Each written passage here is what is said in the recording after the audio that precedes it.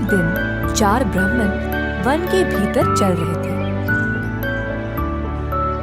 कुछ देर उनको एक आश्रम नजर आया। उस आश्रम में रहते थे योगी भैरवानंदा। चारों ब्राह्मण उस आश्रम की ओर गए। योगी जी बाहर निकलकर पूछे,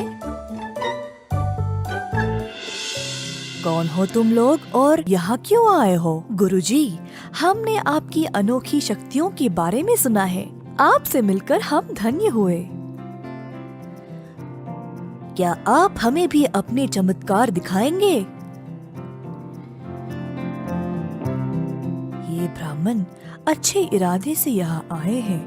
मुझे इनकी सहायता करनी चाहिए।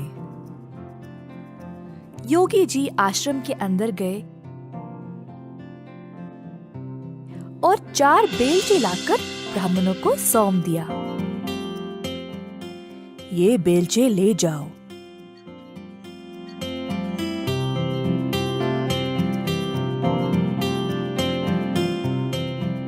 गांव के पास एक छोटा तालाब है और उस तालाब के साथ ही एक अंजीर का पेड़।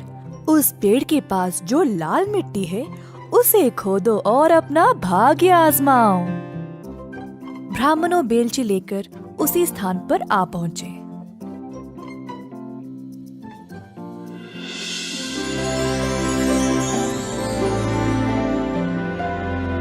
खोदते समय पहले वाले को एक तांबे की चट्टान मिली। ओह ओह, कमाल है, तांबे की चट्टान। चलो वापस चलकर इसको आपस में बांट लें।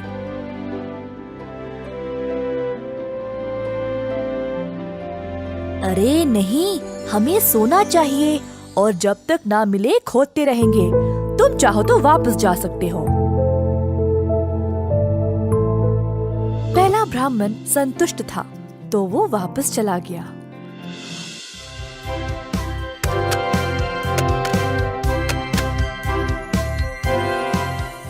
ओह ईश्वर, चांदी! मैं बहुत भाग्यशाली हूँ। चलो इसको आपस में बांट ले। शायद योगी जी इसी खजाने के बारे में बात कर रहे थे।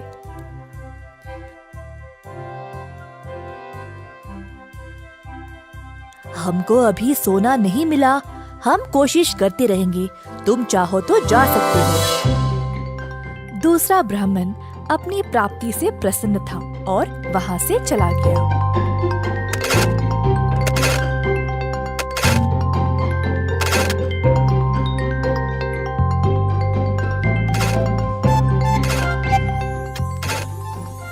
देखो, सोना मिल गया। चलो इसको भोरी में भर के ले जाएं। अरे ना ना, लगता है ये कोई विशेष जगह है। पहले तांबा, फिर चांदी, फिर सोना। अगर मैं और कोशिश करूं तो शायद मुझे हीरे मिल जाए। तुम जा सकते हो, मैं हीरे लेके ही वापस आऊंगा। इतने लालची भी मत बनो। अब अंत में कुछ नहीं मिलेगा। हमको इतना सब कुछ तो मिला है पहले ही। चलो चलते हैं।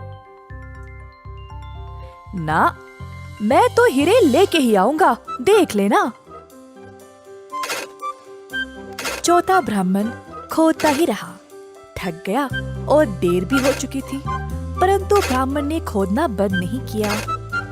खोदते खोदते जमीन में एक बड़ा सा सुराख बन गया और अचानक से ब्राह्मण उसी में फिसल गिर पड़ा। खुद को उसने कोई अलग सी जगह में पाया।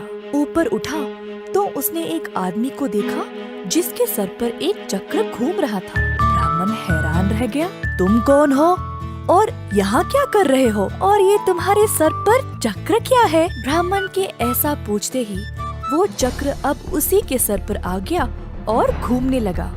ये क्या है? इस चक्र को मुझसे दूर करो।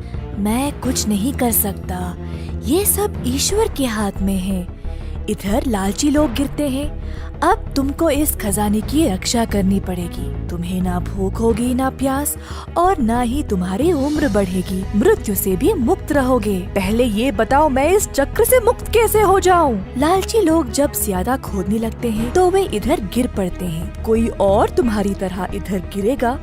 अरे नहीं, इतनी बड़ी जिम्मेदारी, मैं इस चक्र का भार बर्दाश्त नहीं कर सकता।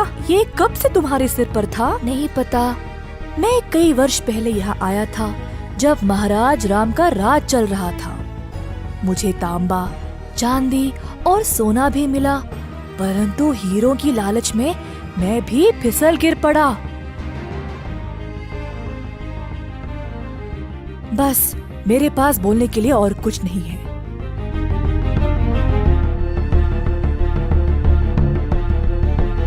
ऐसा बोलकर साधक उसी सुराग से बाहर निकल गया। जब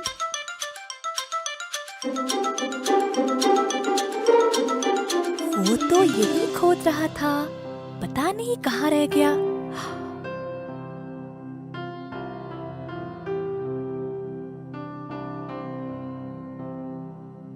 ओ सुनिए, मेरा मित्र यहाँ पर मेरे साथ ही खोद रहा था।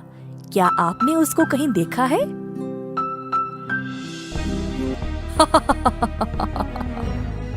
साधक हंसने लगा और तीसरे ब्राह्मण को सारी घटना सुनाई।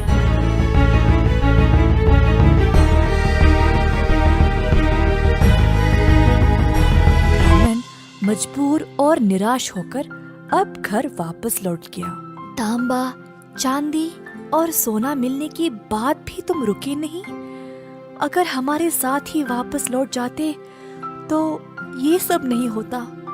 मुझे माफ कर दो दोस्त, अब मैं तुम्हारी कोई सहायता नहीं कर सकता।